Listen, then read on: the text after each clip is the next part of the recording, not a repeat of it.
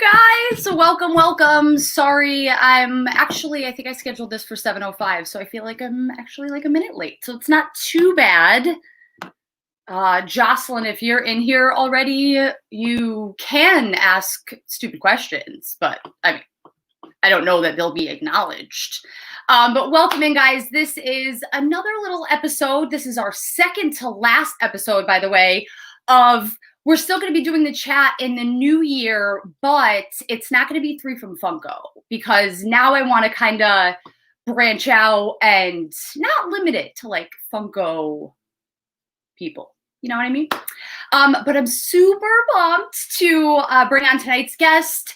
We have Reis O'Brien, and he is the owner slash creator slash bomb a mother effer that made these tiny ghosts. You see my little ones in the background. I was super late to the game, but you know, we will get into all of that good stuff. I'm going to bring him in a little bit. Yes, everybody was summoned. I invited everybody. It's going to be a party tonight. Don't you worry. Who's ready? Who's ready? I'm super excited. We are going to go through some questions that I have, and then you know, we'll get to some questions from you guys. If you would, you know, if you guys want to ask him anything, we can go through and do that. But I'm gonna bring him on. Welcome in, Reis. Hello, everyone out there. Oh, welcome in. Everyone in YouTube land. Thanks for having me, man. This is cool. I am so excited that you agreed to come on. Of course I would. I have 1,000,001 questions about a million different things, so I tried to really break it down as best as I could. I promise. All right. Yeah, break it into categories or something. So, hey guys, welcome in. Okay, so I'm gonna start with a super like general question, and then we're gonna like just slither on through. Are you ready? Okay. Yeah, whatever you want to do. All right. Here we go. Super general. What led you to start BIMTOY? Yeah, that's the most general question I get a lot. I mean, I'll give the short version because I know a lot of people probably heard it, but basically I'm working at my day job. I work at Funko. I'm a creative director there. I wasn't at the time. I was just a designer. Not to say it that way, but you know what I mean. I was a designer at the time, and but I was going home and I still had like weird stuff in my head that I needed to get out. Sure. So I started continuing to make I started out making weird toys out of by hand out of Sculpey, and I'm not a sculptor, so they look like shit, you know, and you know, and then I'd sell them and I put them up on like a Shopify site or a something like that, Store Envy.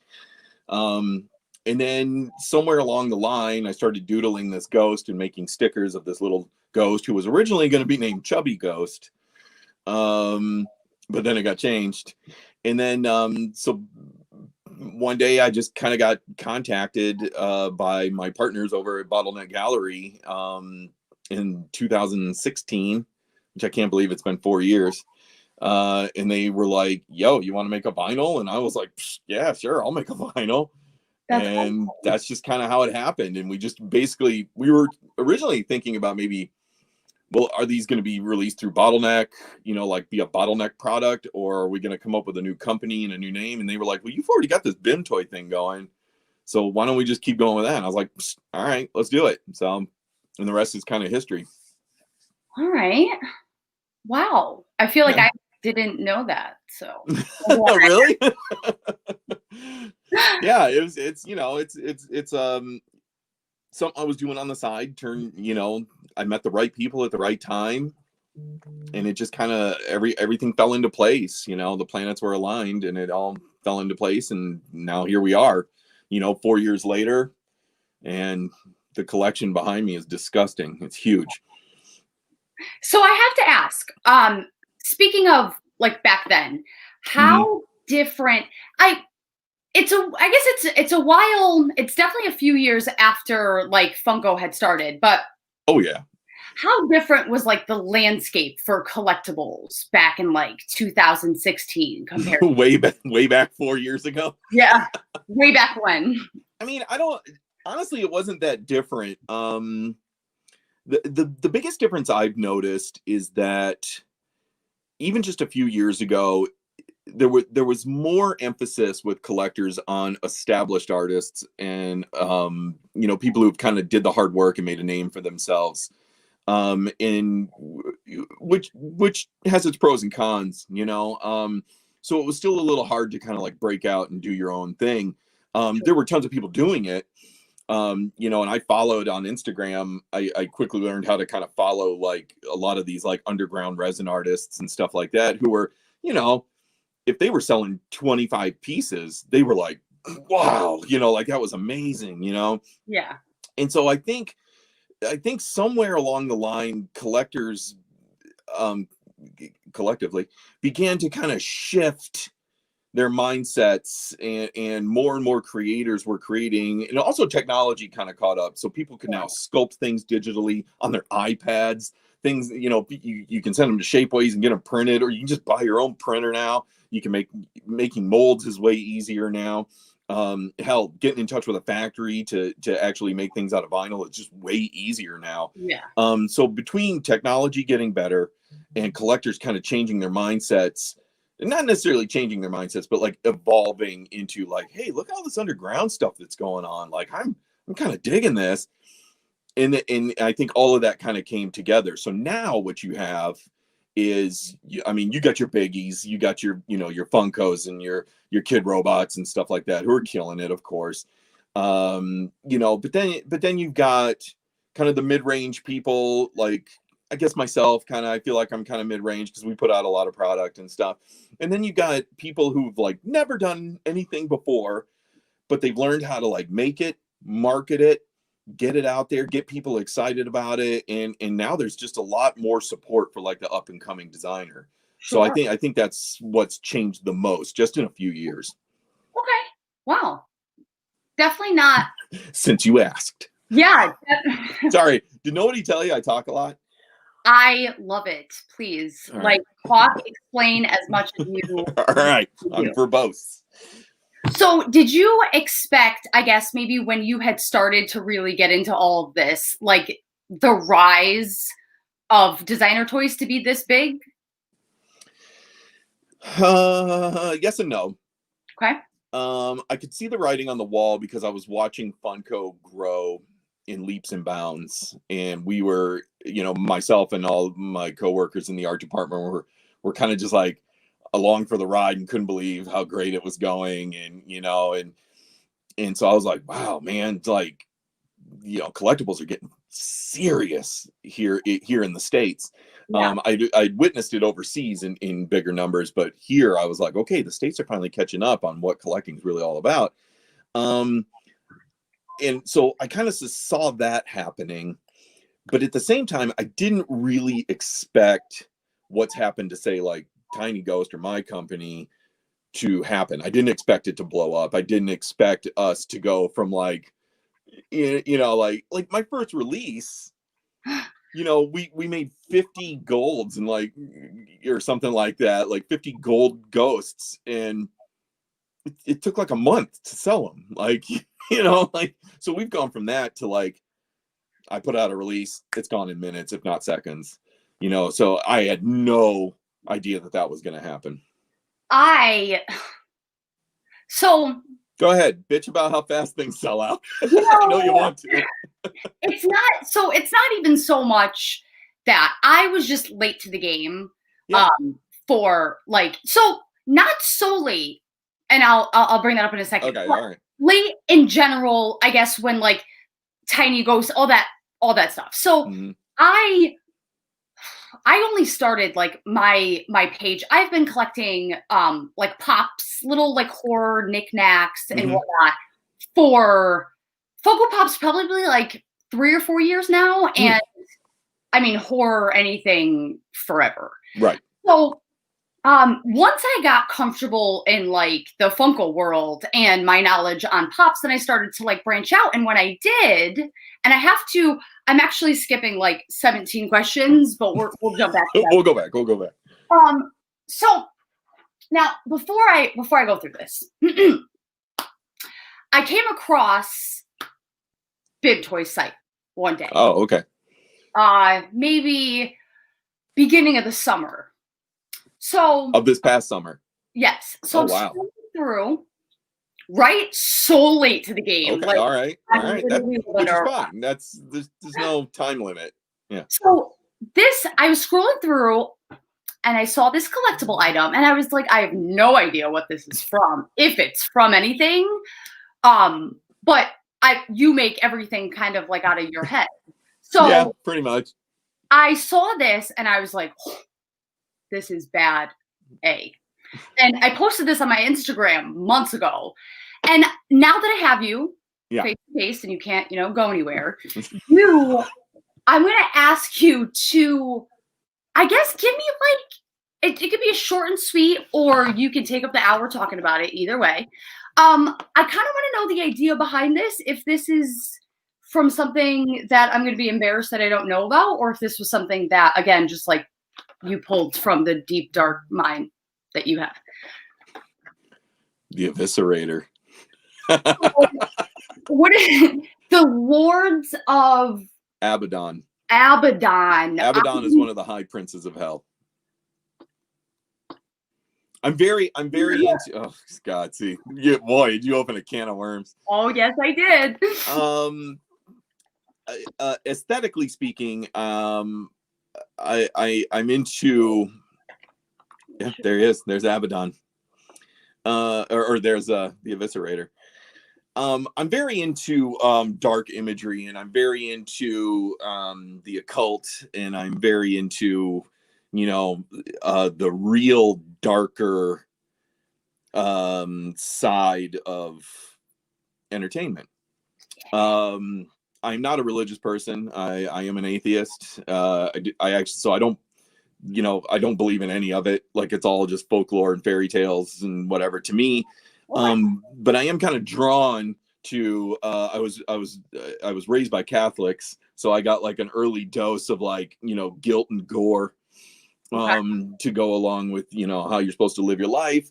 And I guess that kind of made an impression. So I started kind of looking. I listen to a lot of metal. I like death metal and satanic metal and stuff like that. And I just like I like the theme of it.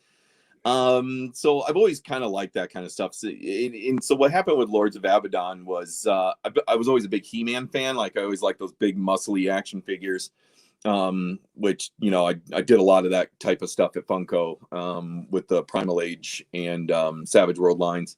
Cool. In the meantime, I was coming up with an idea. Like, I just thought it would be. Wait, hold on. Wait, let me grab something real quick. Yeah. So I'll grab these dudes. So the first one, I thought it would be funny if I took the image of the Baphomet, which is this goat-headed god. That it's actually a completely fictitious character. Sure. At one point the Knights Templar were accused of worshiping this goat god. It's based on an early pagan thing, but it got bastardized by the church, for accusatory purposes. But anyway, but he's just metal as hell. Like, he's just like. So I thought, well, what if there was like a He-Man figure that was like this goat-horned devil god, right? Yeah. So we made it. And I talked to guys at Bottleneck, like, trust me, man, let's release this. And we found a factory that would make them out of resin. Again, I was following a lot of like resin toy designers and stuff like that. And so that was the first one. And then what happened was it started a whole line of Lords of Abaddon figures started kind of like bubbling up in my head. Mm-hmm. Look at this handsome devil. He's my tribute to black metal music. Oh my God. He looks like Mick Foley.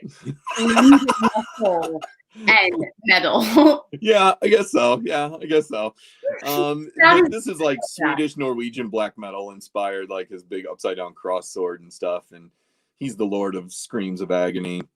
And then Eviscerator was the third figure in the series, and he's basically the Lord of like basically gore and destruction and rending of human flesh, and self-desecration and everything horrible. Back again? Because they keep it in the box. I didn't. Oh, that's you can see his spine.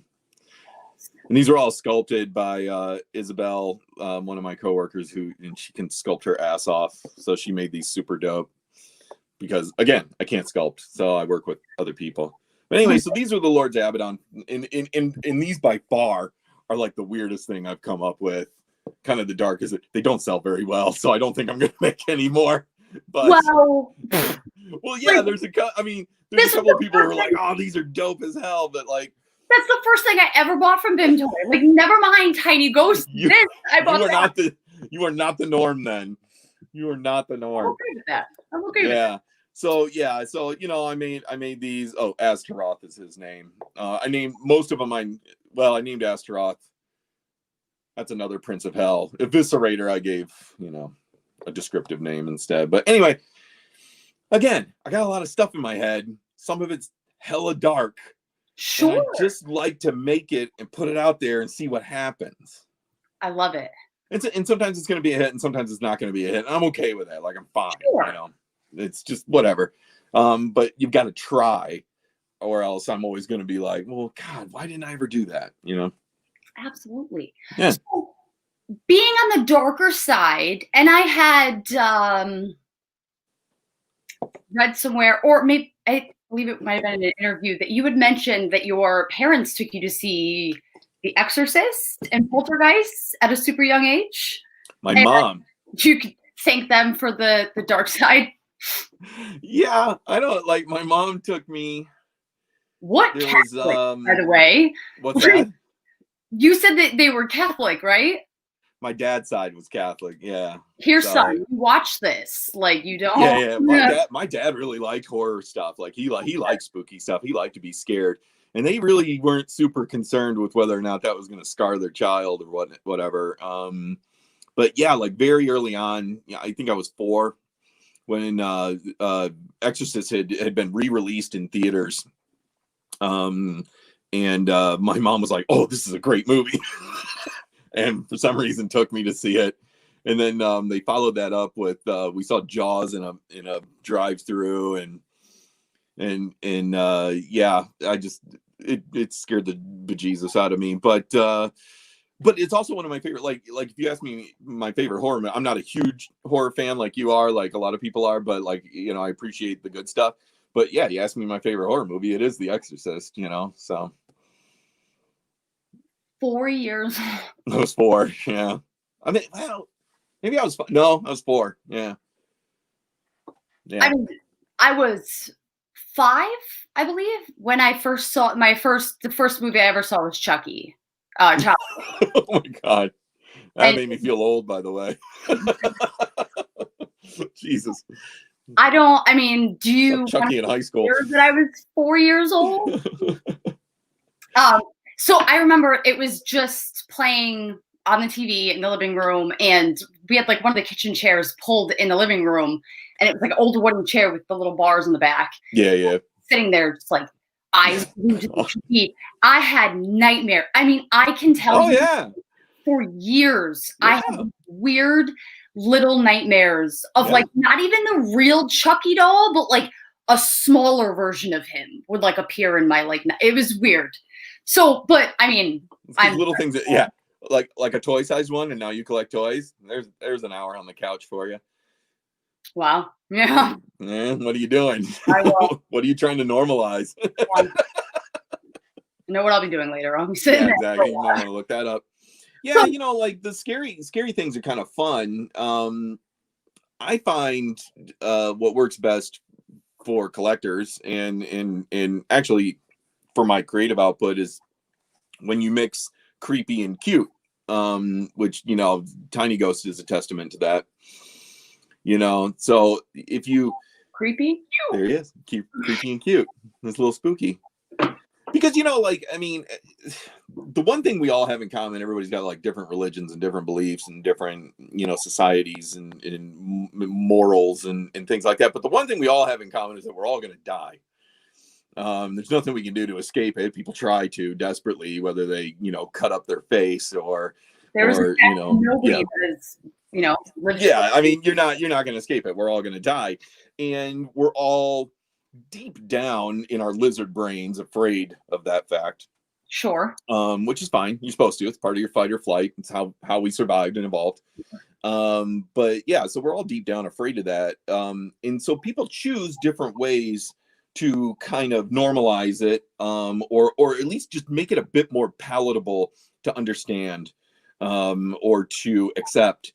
And so I find that a lot of people like to take death and cutify it, and then that way now it's like, oh, you're not a floating, you know, diaphanous corpse brought back to life.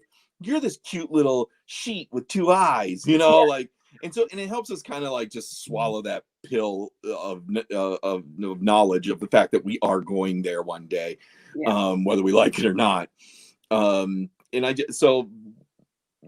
I mean, not that I set out to like make money off that fact, but it has helped me in business that I happen to be good at mixing cute and creepy together. I mean that's why everybody loves Halloween. It's like, it's a scary time of year. You hope, you know, going back to the pagan days, you hope the crops come in. You hope your family doesn't freeze to death this coming winter. You're hoping all these things. You're worried. You're just watching trees die and leaves fall. And you know, animals are dying in the pens and stuff like that, and you're freaking out, and it's kind of crazy. So hey, let's have a festival, and we'll harvest as much as we can, and we'll make these funny little pumpkins with skull faces, but it's a cute skull, not like the skull we dug up out in the field that one time, you know, like it's, so that's, I mean, that's what Halloween is. And so people have always tried to do that, just take death and make it more palatable, easier to swallow. And that's what I'm doing with most of my stuff. And sometimes I take it too far, and sometimes I take it, you know, to the just right amount, you know. Not too far at all. So actually, before I get back to my business-like questions, I guess. Mm-hmm.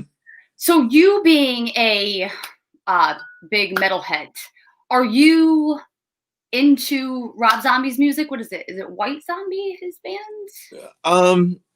I mean, he's a cool dude, but no, it's not my jam. Cool. I don't. It's a little too techno, a little too pop for me. Okay. I'm kind of a death metal, thrash metal, black metal kind of guy. Okay. Yeah, I like it a little scarier, a little grimmer. I've seen him live a couple of times, just because, you know, you go to a festival and because you want to see, like, you know, Slayer. Sure. Chances are Rob Zombie's going to be there too, and so I have seen him a couple of times, and he puts on a hell of a show. Don't get me wrong; he was that generation's Alice Cooper or whatever. But yeah, just you know, he might be. Is he like your guy? I have a whole like. Oh yeah. There you go. So like all four corners basically are. Oh yeah, I see that. Oh yeah, yeah. Okay. This is like a Pennywise, Sam, and then Chucky, Scream, and then Rob. Right. Yeah. Nice. And then all movies I've seen, so I don't feel too bad. I was curious. I am obviously mildly obsessed, so I just wanted to know if you. Rob Zombie's movies are way more creepier than his music or his stage show. I'll tell you that. You know, his stage show, it's real campy. So it's like in his music, he's got that you know, in it, you know. So I mean, it's dance music, to be honest with you. Okay. You know, it's not really metal. I mean, they throw some guitars in there and they're guitar samples. But you know, he gets a couple of actors to look like they're playing it on stage or whatever. But you know, it is what it is. I'm not clowning. It's not heavy enough for me. I can't think of the flippin' movie, and I was trying to think of before to reference it, but I still can't. It didn't come up yet.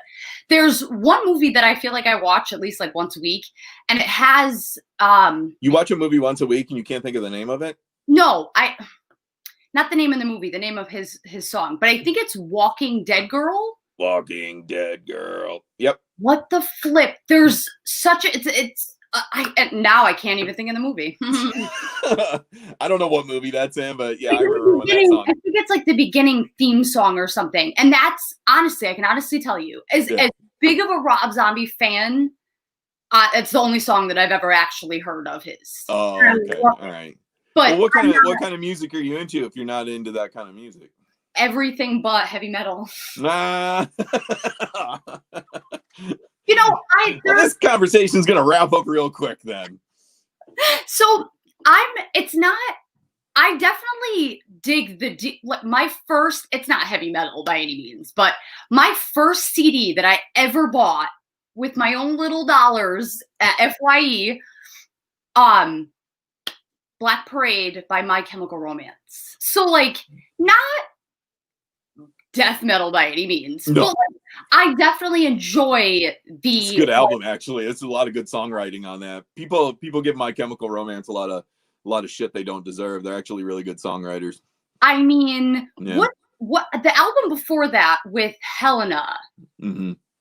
That is my favorite song. Yeah, like, yeah, that's good. I think Black Parade was their magnum opus. I think that's the one where they kind of hit their highest of highs, and then they broke up right after that because I don't think they could go any further.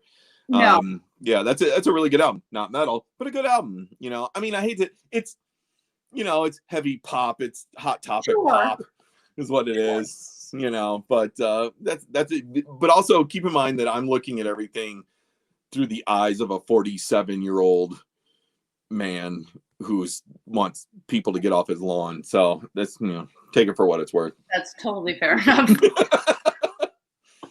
But so yeah, although I don't listen, I've tried. It's not like I didn't make an effort.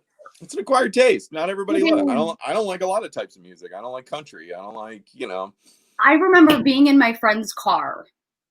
And I mean, this was a kid in like a 2-year span of when I went to middle school to like mid high school with. He went from being this like totally average, like Joe, whatever boy, like polo, whatever, to like 2 years later in the middle of high school, we ended up hanging out. This kid picks me up and he's like gothed out to the nine. Well, that's when it happens. That's when everybody like goes through their weird changes and wants to freak out their parents, and you know they want to, you know, they want to, if they can't fit in at school, they want to stand out.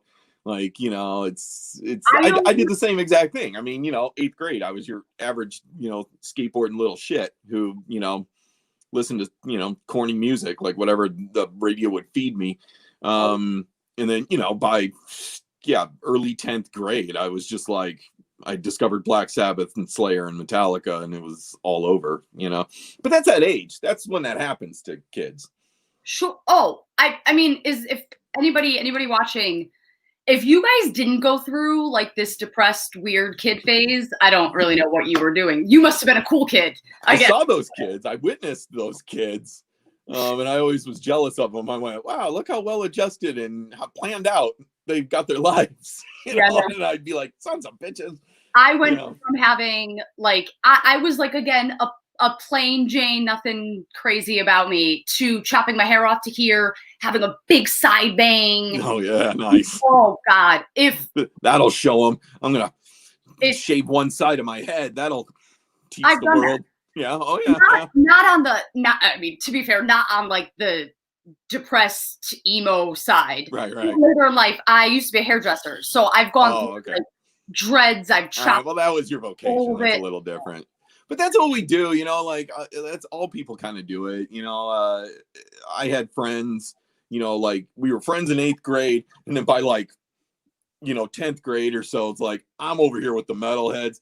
This kid's really getting into hip hop. Like, we're not even friends anymore. We can't even talk anymore. Like, it was just, that's just kind of how it goes, because you start to find your identity, or at least search for an identity. You know, I knew a lot of other kids that kind of tried out a lot of things. Sure. You know, there's always that one kid's like, one year he's wearing cowboy boots and a cowboy hat, and then the next year he's like, you know, dressed like Run DMC, and then the next year he's like, oh, Rob Zombie. You know, there's, you know, people do that, but you know. Yeah. So I don't. Yeah, I mean that's the natural course of things. Okay. What happened? No, that was funny. Oh. To run DMC to Rob Zombie, that was good. Well, you know what I mean, right? Like, you're like, that kid never figures it out. All right, so we're gonna just hop back up to the list of like business-ish questions. Okay. All right, so back to the conversation of designer toys and like the growth from then to now. Tell me a little bit about your opinion of what it might be like from now into a couple years for designer toys. Like where do I see it going? If you could see the future, yeah. Yeah, I oddly enough, well, 2020 has been an interesting experiment in many ways. But it's been really interesting to see what the world of collectibles has gone through in this year. And I fully expected, like back in March, April, I was like, oh shit. Like, you know, people were losing jobs. People, you know, the income was, you know, disposable income was not readily available. They don't need this stupid piece of plastic. Like they need to put food on the table and pay rent, you know.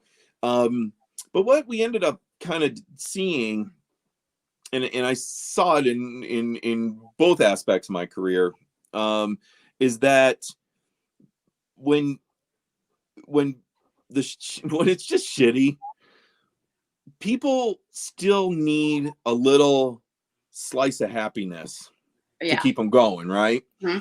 And if you're the type of person to collect things, like it's your nature to like gather things around you that remind you of things you love and to curate them and look at them and take care of them, and like if you're that kind of person, then that's what you're going to do. Like every time, you know, you got a spare 10-20 bucks, you can afford a pop or whatever, you know what I mean? Also, it's like there's something weird, and I've gone through it too. I've gone through like a lot of retail therapy. It's nice to know something's on its way. It's nice when a box is on your front doorstep and you're just like, yeah, you know, like you feel like this weird little moment of victory, and then all of a sudden your endorphins are up and dopamine's running through your system, your brain has released it, and you're just like, I got a box with a piece of plastic in it shaped like a thing I like. I would love to be your neighbor watching you get a package. It's funny because I was just traveling for Thanksgiving and my poor neighbor had to like grab our packages for us, and he's like texting me, he's like, dude, that was a workout. I was like, I'm sorry. So all that having been said, I was way wrong in my prediction of how I thought this year was going to go for the collectible world. People still wanted to collect things. I did see more like, that's a little steep for me, or I'll get one, but I won't get all four. Like I did see some of that because money is tighter for people right now, and that's all understandable. But it's far from dead. Like the collectible world is far from dead. So if it can withstand this, I think that's indicative of the fact that the upswing is still in upswing. I don't think it's plateaued. I think if I can predict the future, like in a couple of years, like I think collectibles will be, well, first of all, I think adult collecting in the United States is here to stay. Because it's a relatively new thing now. Like in Japan and some other countries, adult collecting's been around since the 70s. Yeah. But here it was always you know, we live in this stupid puritanical country where they're like, you got toys? What's wrong with you? You're 26. You should have 4 children. You know, like we live in a weird country. But I think that stigma's going away. And I think we've got to the point where adult collecting is no longer a fad. I think it's here to stay. So, you know, a couple of years from now, I expect everything that's kind of going forward now is going to continue to go forward. I also think that I'll go back to what I was saying earlier about more up and coming artists being noticed and being supported by collectors. I think that's just going to continue and snowball and snowball and snowball. And I mean, it's going to get to the point where there's like, you know, some some kid named Andy's in his garage right now making the thing that we're all going to be collecting in a couple of years, you know, like that's really cool to think, actually. Oh, they're out there. I mean, I'm watching it happen. Like there's people, there's a couple of like Instagram accounts I follow and I'm like, this kid's a genius. And it's just a matter of time before everybody catches on. You know, so I think that's going to kind of continue to happen. So I think you're going to see adult collecting here to stay, not going anywhere. And I think up and coming designers and artists are just going to be supported even more. Okay. So actually staying on the topic of like pandemic effects and whatnot, safe to say that you kind of agree that maybe it had like more beneficial effects on the collecting market than... Well, I wouldn't say more beneficial because I lost a lot of good friends at Funko. I mean, no, I'm sorry. Oh God. No, but so insensitive. No. So meaning, so there's in general, in like across collectible, this year I feel like is a lot lower of production runs. So because factories were closed for 3 months. So it feels like it was almost kind of like if we're going back to last year where everybody was like, oh, they're making too many of things and whatnot. So on that aspect of right. Well, I think what you're talking about, and correct me if I'm wrong, but like I think you're talking about like everyone, whether they wanted one or not, got a little bit of a like a hip check and a reset. Sure. And so I think people are kind of thinking all across the board. I think collectors are thinking about how they collect and how much they collect and what they collect. And they're taking it a bit more seriously. And they're just putting more thought into it instead of amassing. Because that's what happens sometimes. Like collecting turns into amassing. Okay. Like, and I hate that. I hate it when people are like, I've got this many pops. I've got this many pops. And that's like their was it the pop count? Dude, but do you love them all? like, are they your favorite thing? Did you, you know what I mean? Like, so I think what's going to happen is like people are kind of checking that. I also think collectible companies are starting. Well, first of all, I think a lot of them, like, and I can speak for a couple of them, are quite thankful for the collectors that showed up when we didn't think they were going to show up. Yeah. And we went, hey, you know what? This relationship's pretty symbiotic. Like maybe we should treat it a little better, or at least, you know, not that we ever tried to treat it bad, but like let's take a little more care in our relationship with collectors, like, you know, and so I think it's kind of cool. I think collectors are going to end up kind of appreciating what they collect and how much they collect and why they collect it. That's important too. And I think collectible companies kind of have a better understanding of how much their collectors mean to them, and not just in a financial way either, you know, just, you know, because I'm sure you've seen the Funko documentary, or maybe you have, I don't know. No, see, that's okay, whatever. They talk a lot about like the collector base being kind of like the Funko family, and some people kind of scoff at that, but that's actually really legit. Like we do think like that. I think this year put it into stark contrast to just how true that is, and how I think you know, even BIMTOY, even, you know, we can all get back to being better, more closely connected with our collectors. So in that sense, it is beneficial. We had to go through some hard shit, unfortunately, to realize all that, which is a shame. But in a weird way, maybe everyone's gonna come out better because of it.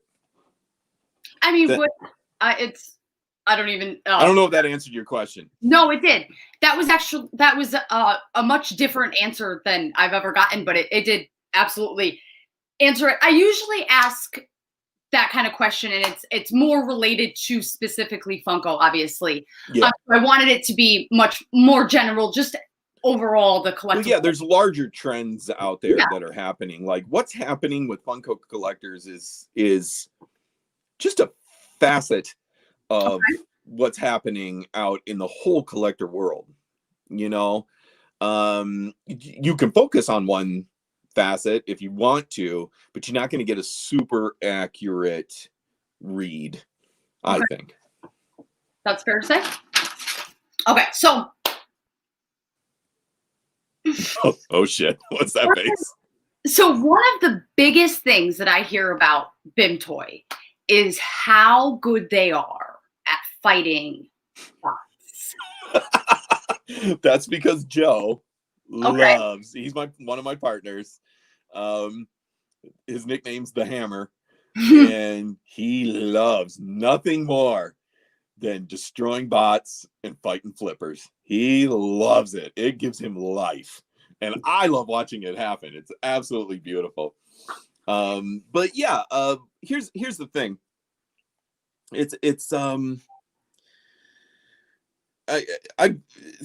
I've been accused of like just feeding the flippers and stuff like that. But that's usually by people who don't see the work that gets put into fighting them. We do genuinely believe that what we make belongs in the hands of people who will love it. Mm-hmm. Okay. And it's not even about money. It's kind of about money in the sense that I don't want some jack off in, nowhere near us, like out in, I don't know, Tennessee or some shit, like making double, 3 times the amount of money just because he had a bot that was faster than this person who genuinely wanted that. So like, and I hear that complaint a lot. People are like, I really wanted that. We hear you. Luckily, BIMTOY's at a size where we can kind of fight that with big companies. Like, the big shoe companies get eat up by bots, when they drop, like Nike and stuff. It's so huge. It's like, they just don't have the infrastructure to fight it. It's almost impossible. They can only do so much. You can only do so much, and then as soon as you come up with a patch, then figure out how to get. They always figure it out. Luckily, we're at the state like Joe will get on eBay and go order by order, match names and shit, and just cancel orders. It's awesome. I am a reseller. A seller, a reseller, a collector, a many. Well, there's a difference between that and a flipper. Sure. I definitely don't maybe have as negative as an emotion about that term as you do. Sure. I know many. Well, it's your business. And not as aggressive as the like 2, 3, 4 times the triple. But I know people who buy things and resell them. Flip, whatever you want to call it. So I don't have such an anger about it, but what I never understood, and I've never done, and I will never do, is if I'm going to sell something, if I'm going to buy it, cool, whatever. If I'm going to resell it or sell it, I have to have that item in my hand. I could never go online and be like, confirmation number. Yeah, those people are idiots. Like, there's variable. People are morons. I mean, if you're on here and you've been one of the people who have purchased a confirmation number on eBay or Macari or whatever it is, I would really love just to understand. I guess it's just like a trust thing for me. Like. So you're trusting a person that's willing to gouge a price on something that just came out today, to the benefit of their own wallet. So, but don't actually have the item in hand. And so, like that right there is a little nefarious. If you ask me, I know you feel differently, but then you don't even actually fucking have it. That's you, dude. Like it's so scummy, man. Like I'm just like, I don't know. It's gross. I'll never understand. I'll never understand that. I'll never be able to sell something based off of like an email. Yeah. Like this is at least get it in hand, and like I don't have a problem with like resellers now, but I define resellers a little differently. I think like a reseller maybe hangs on to some stuff for a little while. Because some things do increase in value, things like that. But flipping just has a more like kind of taking advantage kind of, you know, taste to me. And I don't like that taste in my mouth. Okay. All right. So all right. So has like is fighting bots a Joe obsession only, or is that Joe and Arseny? Yeah, they're the guys that are kind of in charge of that. Okay. Arseny, you know, we've tried several things. We even, you know, like God, we paid for programs that kind of worked. They were, oh, we'll stop all the bots from getting through. You know, we tried that. So I mean, really, just the only thing that really seems to work best for us is Secret Link. And even then, some stuff gets through. Maybe not by bots, but by definitely like flippers who are there doing the work. But yeah, so that's kind of their territory. I don't have the brain for that. I can draw pictures of ghosts and shit all day, but Okay. I can't figure out apps and stuff. Let me remind you, I'm 47. Fair enough. That's fair. Yeah. That's fair. I'll give you that. Do you guys, I mean, you seem to be pretty passionate about the subject of just making sure that people who actually want the product get the product. So are you kind of worried that, like, I mean, you guys are pretty big, and you said yourself that you're still at a point where you guys are able to like do a really good job fighting them. Are you worried as you guys grow, and I know you will, that like that aspect is going to get harder? I mean, we'll just have to cross that bridge when we get to it, right? You know, in the meantime, we'll do what we can. But yeah, that's one thing I can't predict. Like, will we get so big that, you know, we can't fight all the bots? It's possible. I don't know. But in the meantime, for now, we can. And while we can, we will. I mean, listen, even as a reseller, power to the collector. I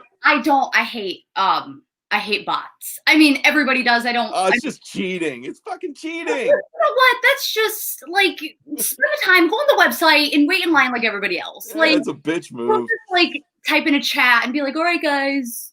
Yeah. And then what's funny is I love all these like bot bros, like they're in these chat rooms and we're in them. They don't know we're in them, but we're in there. You know, and so we see what they say about us and stuff, and they're all bragging and shit about, yeah, man, my bots, man, I fucking like, got all this shit, and they're like, just, you know, and I'm just like, oh my god, fucking man, I copped like 8 of those, man, and be like, I'm gonna reset that shit, and I'm just like, you are the loneliest person I've ever seen typing at a computer. You are so sad. Oh, man. Holy shit. I was like, these are your only friends, these other Trevors that you can, you know, brag to, you know. So so along that line, do you feel like it is the responsibility of companies to fight the bots, or you feel like maybe it might be the responsibility of the public to not feed into people who put, you know, things up like that and whatnot? I think it's both. I think it's I think companies should at least try to do some things about it. You know, and again, like a lot of people who like complain about bots and complain about companies that, you know, like, oh, you're getting eaten up by bots. They just don't know the behind the scenes of, you know, how hard it is to kind of fight these things. But I do think that, yeah, 50% of it or should be, you know, the company trying at least to stem the bleeding a little bit, you know. And then I think the other 50% of it is, and I've tried to tell this to people, I'm like, don't pay flippers, don't feed them, like hit them in their wallet, you know. And a lot of tiny ghost collectors are starting to kind of understand that, you know. They'll see something up on eBay and they're like, yeah, don't give that dude $200. Fuck him. And it'll sit there for 6 months or longer. And this guy's like, shit, I'm out $40, you know, and I'm not flipping it. And the price will come down, the price will come down, the price will come down. But that's a very long game for a lot of flippers. Like, they want to move shit quickly. Yeah. You know, it's a get rich quick scheme. Did I say that right? And so, yeah, so I think companies should help, but also collectors, don't give them your money. I know you want the thing bad. I've been there. I've done it. I know you want the thing really bad, but just don't. Okay, like you'll get it eventually. I mean, if there's one thing I've learned about collecting, like I collect a lot of vintage stuff on a daily basis, or at least, you know, before COVID, on a weekly basis, I would be at a show or a convention or something like that. I'm finding shit I've always wanted that was 40 years old. So it's not going anywhere. It still exists in the world. You'll get it eventually, you know, but I don't know. I just, you know, well, don't feed the flippers. Now, resellers, that's fine. So you bought something, oh, you missed out on this thing. 6 months down the road, it's doubled in price or whatever. Like, there is a bit of a difference there. And I know that I sound hypocritical as I'm describing it, but there is a weird gray area. But that's just collectibles rise in value. That's just plain and simple. This just happens. Okay. When I'm talking about flipping, I'm like, day of sale, dude puts it up on, that drives me, like, you know, for 4 times the amount. Like, that's price gouging. That's gross. But, you know, that's another thing. So don't feed the flippers. You don't need it that bad. It will come around. It'll show up. Hell, in the Tiny Ghost world and the Funko world, I see this a lot. Sorry, I'm getting heated. I see people just helping each other out all the time. Like, I see on Instagram somebody go, oh, thank you so much to @so-and-so, who I also know has been a long time Tiny Ghost collector, for hooking me up with this. You know, I can't believe they just gifted it to me. That's the collector family. You know, I'm not saying people have to give their stuff away, but like, you will get it eventually, one way or another. Just don't feed into that flipper bullshit on the day of the sale. Because you're emotional, you just missed out. You're in another country and you had to get up at 3 in the morning and try and buy it, and you're like, fuck, I'm missing out on sleep. Like, don't feed into that. I know you're upset, I know you're emotional, but don't feed the flippers. So then, sorry, you can tell me when I'm gonna be able to get a bloody ghost. I don't know. Good luck. White ghost covered in blood. Bloodbath? Sold out. They're all sold out. I know. Well, you are new. Like, I know. So, you know, like this one? Are you talking about this one? Yes. Yeah. Oh, he sold out a lot, like last year before. Yeah, last year. Sorry. They sell out quick. Oh, really? But now, you know, there's a secondary market for those, you know. In you know, secondary market for these kind of companies, I mean, it is the collectibles world. Secondary market is a healthy thing. I mean, it's why comic book stores exist, because there's a secondary market for comic books. Yeah. You know, so it's a healthy thing. But yeah, unfortunately, yeah, you're late to the game on that one. Well, you're selling one on eBay. I'm not selling one on eBay. Not you. I'm talking to everybody watching. Anybody selling anything? Any of those Send me a link. Send me a link, please. All right. So, a couple things. I read in an interview that. How many interviews have I done? There can't be that many. It might have been the same one. Who knows? Okay, good point. You know, 2 questions. Well, this first one's really a statement. You are an out-of-box collector? Yes. And my first question is, how long have you been crazy? No, I'm totally kidding. Since 1972. I have a serious question to go with that. So, as a designer yourself, does the box craze, for lack of a better word, annoy you? Like, it seems like all collectibles, like at a premium, are based on like sealed or box condition. Well, yeah. So, like, if you want to resell, then yeah, you're gonna want to keep it in good condition, or whatever. Like, I mean, at the end of the day, what does it matter if it annoys me? Like, collect how you want to collect. I give a shit. But what I think is a huge shame, is Joe. I'll take it. Joe has a bloodbath for sale, and there you go. All right. Thanks, Joe. What I think is a shame is you know, like, we put a lot of work into a 3-dimensional object just for you to look at it from the front, hidden in shadow. Okay. It's in a box. You know what I mean? Like, we put a lot of thought into the silhouette. into the balance of the figure, into like, you know, we'll throw like a little like, oh, they're resting on their hip, like a little attitude in it. And you're going to miss that because it's encased in plastic and cardboard. I mean, I'm proud of our packaging designers, you know, and stuff, because they do great work. But the old school guy that I am, packaging is meant to make you go, ooh, I want that. And that's its first job. Its second job is to protect the product. Sure. The product is inside. The packaging is not the product. And that's changed in the last few years. The packaging has become the product. Actually, and I think I personally think that's a little strange, but you do you. Where is, I don't even have my box reachable, but I keep forgetting this is live. Are there people listening to me rant? There is. Over 30 for a while now. Hey. So what I like about your like BIMTOY's, the Tiny Ghost packaging, is that you have to take it out of the box. Like there's no window, you're not going to see it otherwise, and you're not going to keep the box just on your shelf. You're going to take it out. Right. And I have all of my. So I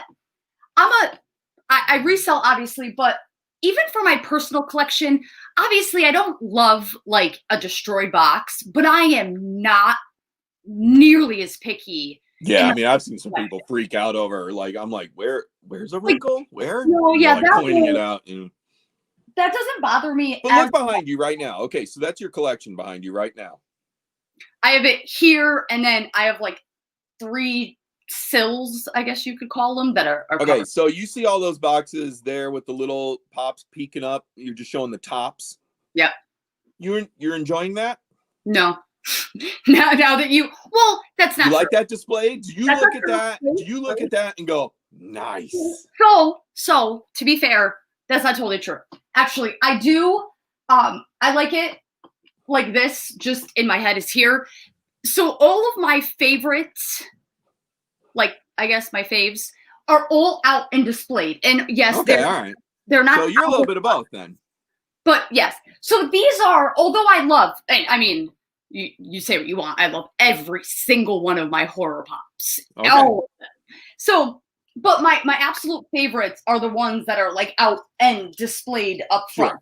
Sure. And so I'm not, although I don't love like super crushed and destroyed boxes, I like the box just to protect the item itself. And especially now, like if I have things in box, it's really solely for my daughter. And God forbid she goes and grabs the box. Okay, if she drops it, throws it, I don't.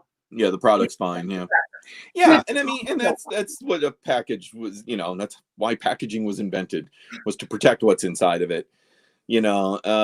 But yeah, I don't understand. I see some people's displays and it's a wall of just the tops of pop boxes. And I'm like, do you walk into that room and go, yeah, look at that. That looks beautiful. I mean, like, here I do.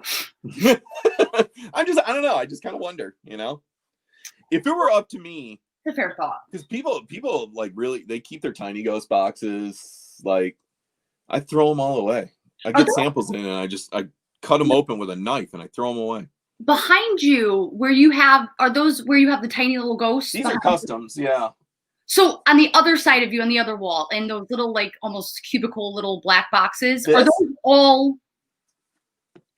First off, is that like a custom Tiny Ghost shelf? Where can I get one of those? No, man, this is like a shot glass case. You can buy them on Amazon. They're like $12.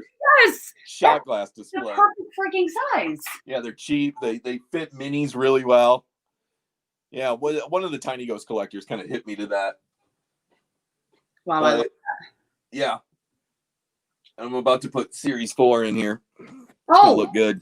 Speaking of which, yeah, some people, when is that coming? The Series 4 minis? Tiny Ghost.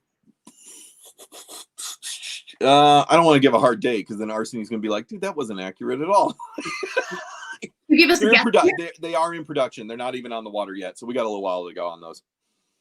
Like 6 months, while? Maybe. Yeah, maybe.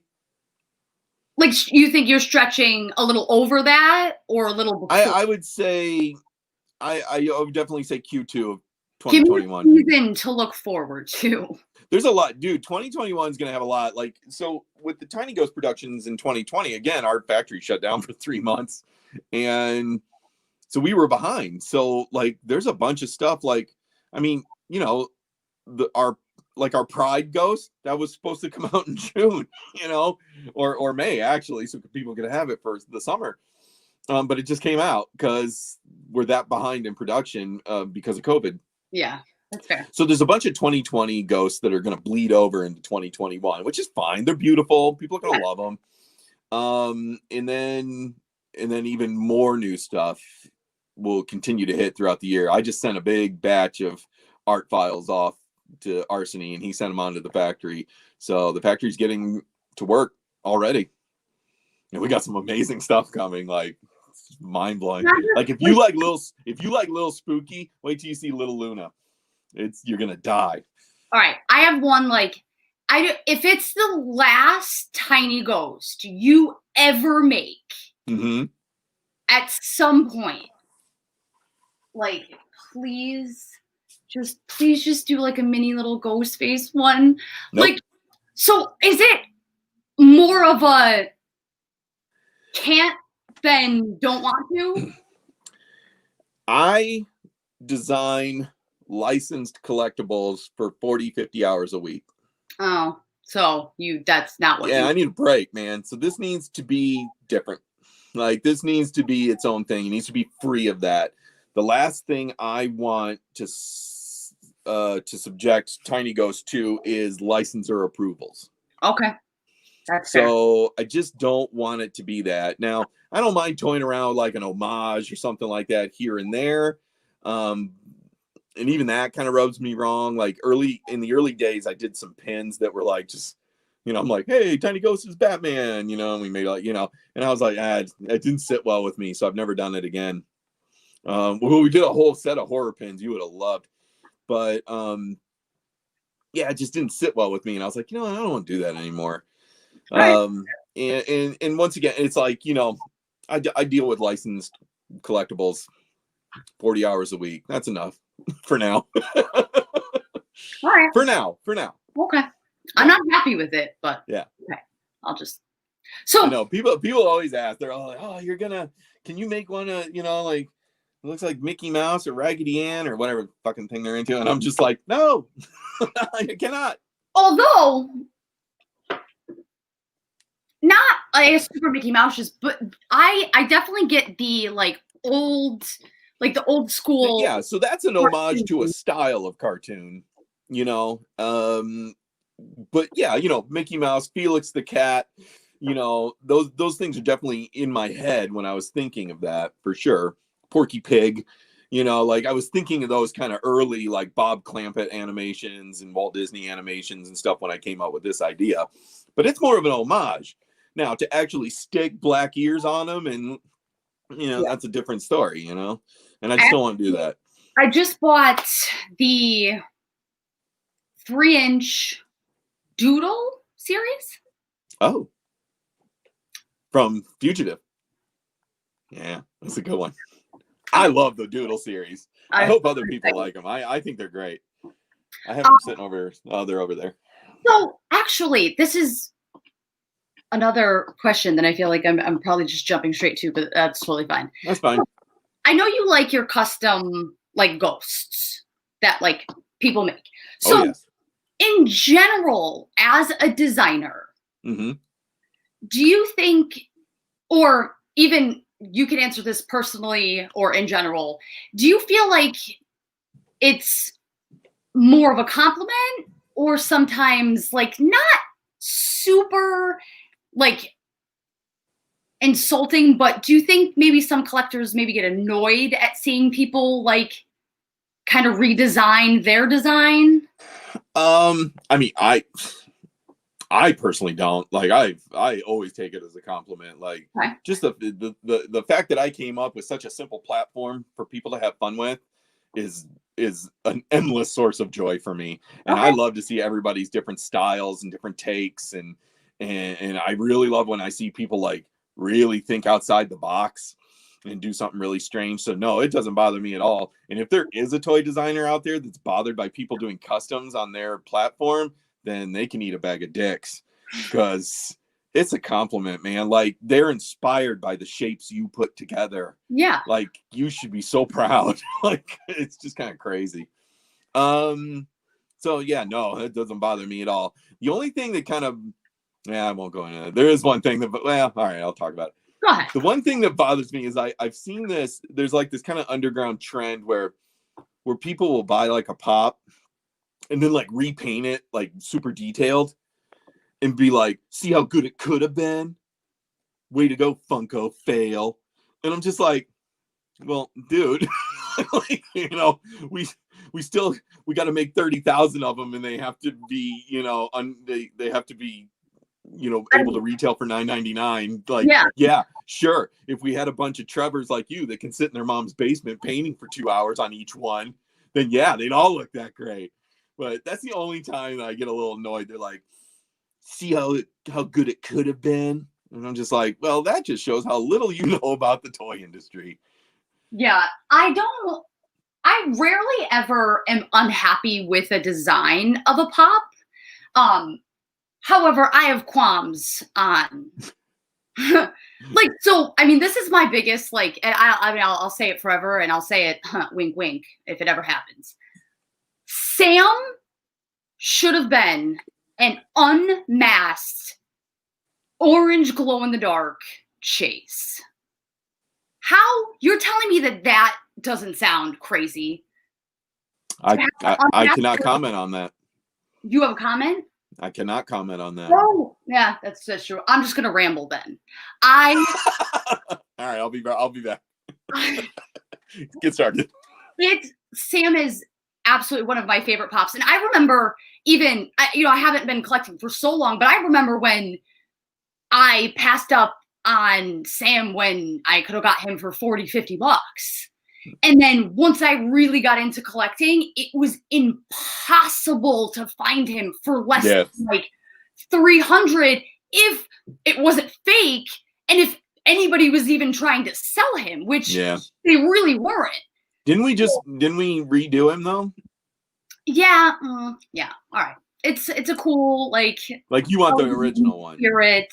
I would have loved him just at like the same deal as a Chase with the bag off with the pumpkin head and like glow orange. Okay. You don't have to make a comment. I know how good that would have friggin' looked. I mean, the designers at Funko, you guys are incredible. So thank you. No, you could have made it happen, but like we don't have to talk further into it. So one of the things I will say, and this, you know, and this isn't specific to this case that you're talking about, but like a lot of people don't really understand what it's like to have licensing limitations.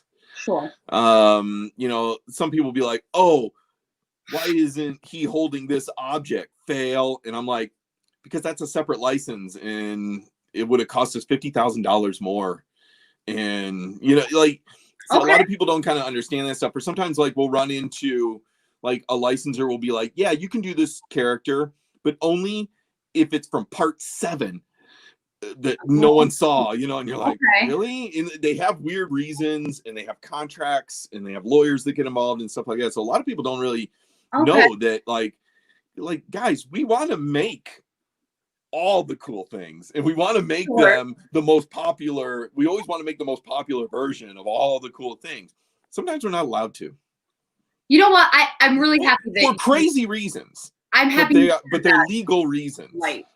Because I mean, like, I guess I can understand part of it, but I definitely didn't know that, like, it could depend on like scenes or items or something. It can depend on an actor's contract. If like some actors sign away their likenesses, and, you know, so you can just make product of them all day long. But there are certain actors out there who are like, I don't ever want product made of me, no matter what movie I'm in. So what happens is we'll do a whole line of pops, and they'll be like, well, where's so-and-so? And we'll be like, her lawyer won't let us make a pop of her. Happens. That's so much color that like I didn't know that it was that specific. Yeah. So I'm and people yeah. people always think just because we didn't, they think we didn't try to, like, or we didn't even think of it or something like that. I'm like, you idiot, of course we would have thought of that. That person's one of the main characters in the whole movie. Like, Sure. yeah, it just drives me nuts. And they're like, God, Funko didn't even think that, morons. And I'm like, do you really think we didn't think of that? You don't think we sit around a big ass table and make these huge lists of characters we want to do? Oh, I know you do. Yeah. Well, I didn't know. I guess maybe the bag off. I guess maybe I just didn't. I don't know. I can't talk to that one because I didn't work on that one in particular. Okay. So I really can't comment what the story was there. Okay. Yeah, no worries. Yeah. Another like little creative in my messed up head. If you've ever seen Scream, unfortunately, yes. I'm gonna ignore that. I would have loved a movie moment with Tatum hanging out of the garage door. In my messed up head, I would have loved to display that on my shelf of okay. out of the garage door. That would have been great. But I have like a million, and I guess so. Like that really answers a lot of my questions as to why, because a lot of it doesn't, like, I guess to somebody who doesn't know that about licensing, about all those different things. Yeah, it's like when I look at House of a Thousand Corpses, I'm like, where's Baby? Where's Otis? Like, I don't like. Well, that's another thing we run into a lot is that, and I don't mean this as a dig, but because I'm guilty of it as well, but just because you love something doesn't mean that 30 to 50,000 other people love it as much as you do, at least enough to buy a collectible of it. And so when we get into like obscure characters or even like just second tier characters or specific scenes that you particularly love and things like that, you love it for very personal reasons. Personal reasons do not always translate to practical reasons when it comes to making product. Like there's a bit of an equation. So like, okay, say there's a movie, okay? And there's a certain amount of people who love that movie. Well, only about 20% of those people that love that movie are willing to buy product based on that movie. Okay. So now you take those 20%, and only 20% of them are interested in buying like useless plastic collectibles, of that action figures, things like that, mugs, things like, whatever. And then you take that, and then you take that and cut it down to 20%, and you're like, and only 20% of them like pops or like action figures specifically. So it's and then those people though, they're like, I fucking love this. This is great. Why aren't we making more? Yeah. Well, you know what? Because you're in a smaller category than you realize. You're like, no, I'm like all these people. No, you're specific. You're a specific type of buyer. You're a specific type of person, and so a lot of people kind of got to realize that too, Yeah, you're right. And that's a hard thing to swallow for a lot of people. Like I had to realize that because there were certain licenses early on in the early days. I was pushing, like, come on, man, we got to make this. We got to make this. We got to make this. And after a while, I had to realize this is like, dude, I'm like one of like maybe 1,000 people in the country who would actually want this. That's fair. But I'm part of their Facebook group, so I'm in this little echo chamber bubble, and we're always telling each other how great it is and what a great idea it is. And then now we can't stop talking about it. We're like, why isn't the rest of the world on board with us? And that's collectors. That's just part of the collector mind, All right. I think I have. Realistically, I have like 70 more questions, but I know. I told you I could talk, man. You should have narrowed it down to like 4 questions. With how much you do talk, we went through a lot of them, so I know. I'm actually feeling pretty good about it. All right, good. All right, so is there anything that you would like to, anything that you can talk about coming up with like BIMTOY, other than what you have mentioned? Anything you want to tell anybody about anything coming up with you? Yeah. I mean, yeah. I mean, we've got big plans for 2021, but we also had big plans for 2020, and look what that did. True. I don't know if I want to leak anything out quite yet. Oh, there's 33 people. We won't tell. Yes, you will. It takes one person on Twitter. I mean, yeah, we've definitely got some new plans. Big plans too. Plans that were supposed to happen in 2020 are now, you know, hopefully going to happen in 2021. You know, we brought on in 2020, we brought on another artist, Jason Rowe, who does the Barely collectibles. So it's not just me anymore making stuff under BIMTOY. In 2021, that's going to change. Like, more artists are coming on. That's awesome. And also you're gonna start seeing tiny ghosts, just a few that are not designed by me. You're gonna see guest artists start to appear. So and they're gonna be rad. People are gonna like them. I mean, so you yeah, seem excited, it's really cool. It definitely. I'm sorry, go ahead. What'd you say? You seem excited, so it definitely I'm stoked, man. To be excited about, because it's just like, these are people I love, like, and their friends, and their, you know, or I highly respect their work, and I'm like, yeah, let's team up. So it's gonna be dope. That's awesome. I have a Joe in the chat asking. Yeah. Let me first say I love your creations. Can you show us any sneak peeks on the metal? Oh God, I butcher things. Metallurgy? Yeah, that. How does Joe even know about that? Joe, your Joe. Oh, it's my Joe. A few days ago. Well, I don't know. I don't know if this is your Joe, but this Joe said that your Joe said that a few days ago. Oh, okay. Gotcha. Yeah. I don't have a sneak peek here, but if they're familiar with the relic, the big metal bronze relic ghost that we did last year. Is it similar to this one? Oh no.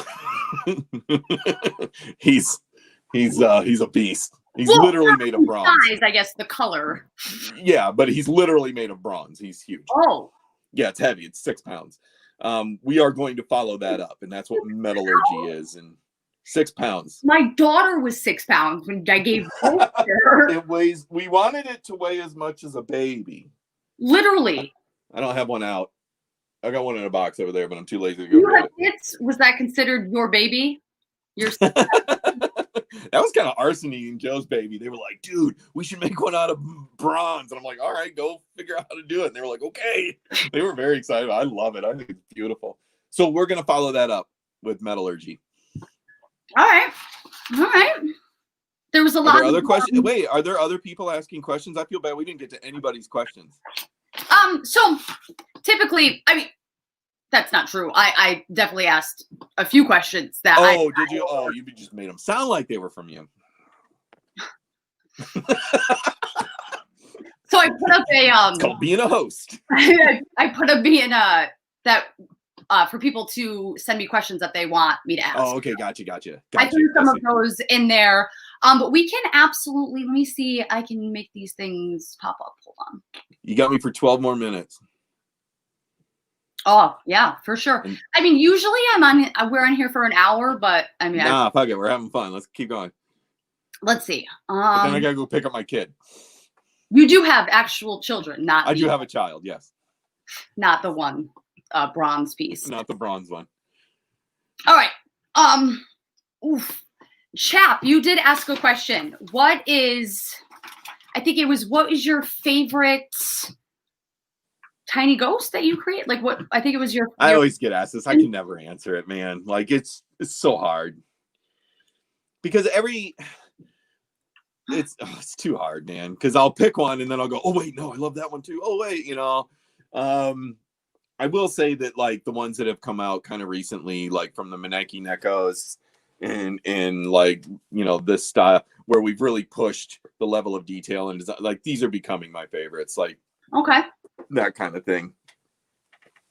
But I mean, I'm just proud of the work that's being done that I've done, that the boys have done, you know, at Bottleneck. But it's hard to pick just one favorite. I can't do it. Is there any artist names that you can throw out there that are coming up? Not yet. I don't know if they want their name thrown out quite yet. Okay. But they are people who I think a lot of collectors know. Yeah. Okay. Like they're not just complete strangers to the collectibles world. Dude, you should make a tiny ghost with a middle finger on it and the word hello. Okay. I'll write that down. I'm on it. Let's see. Oh, I'm scrolling back up. I have like stretching my back. I don't know.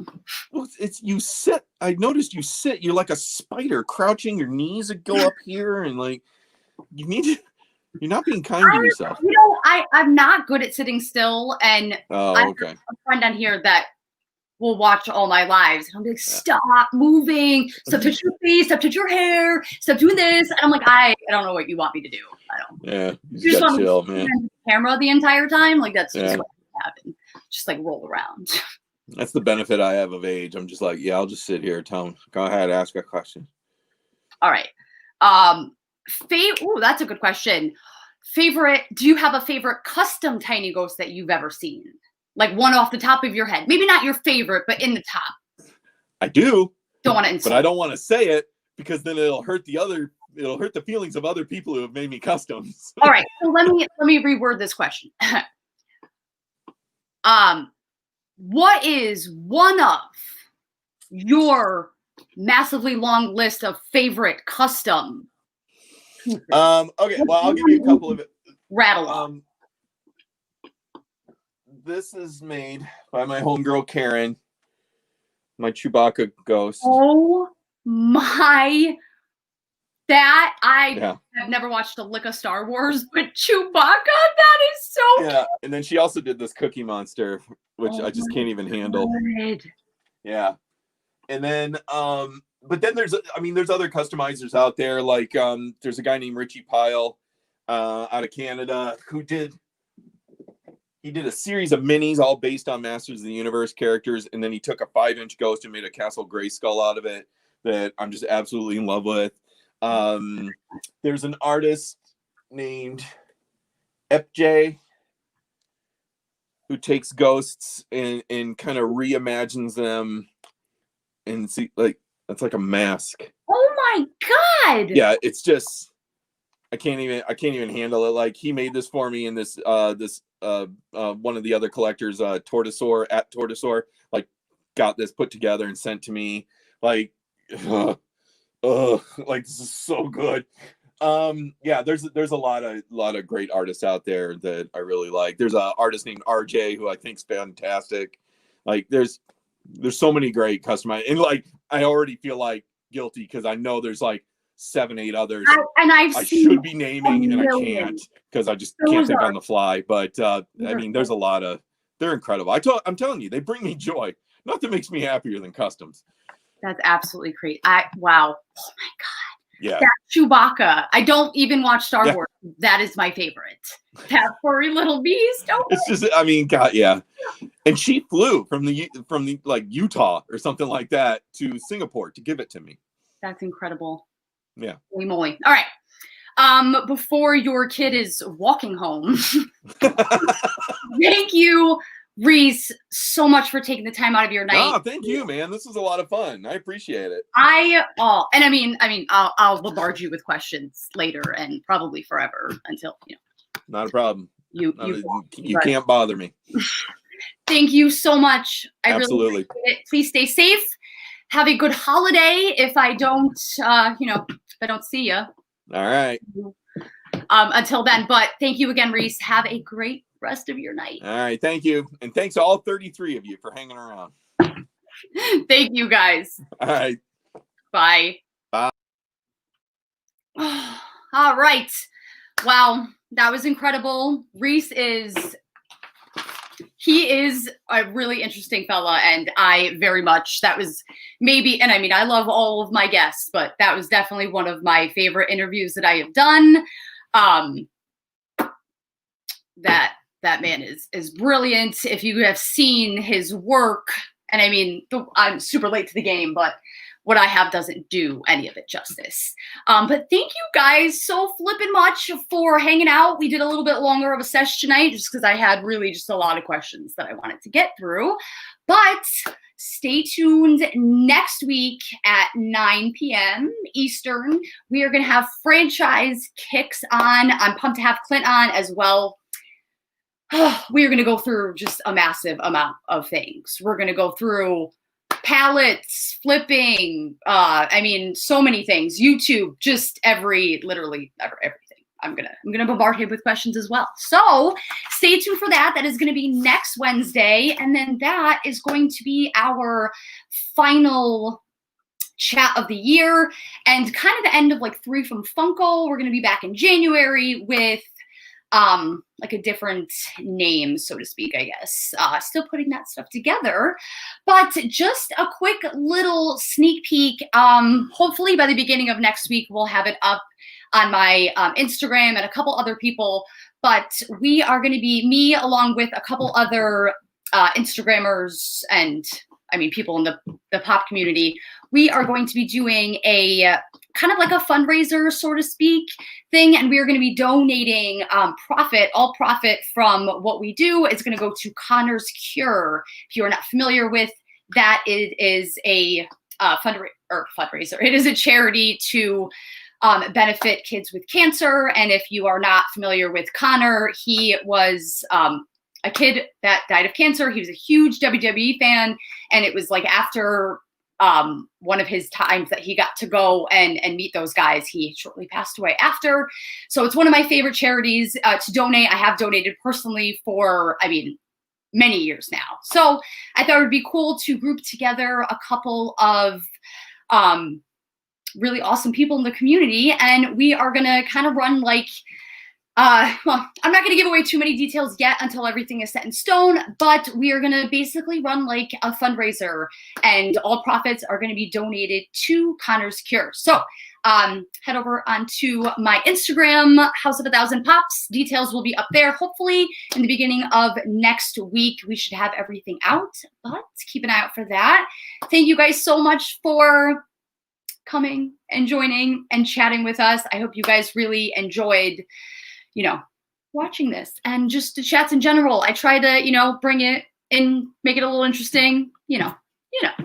But I love you guys as always. And I was totally supposed to have a video up today and that just didn't end up happening. So I will have a video up for you guys tomorrow. That's going to be a good one. And then later on throughout the week, later on, it's going to be Thursday tomorrow, but probably Saturday or Sunday, I'm going to be putting up a Q&A / like unboxing thing. So that'll be fun. But thank you guys so much. Jason, it was fun. It was okay. Thank you guys so much for watching. I love you guys so much. And I will see you, tomorrow in the video.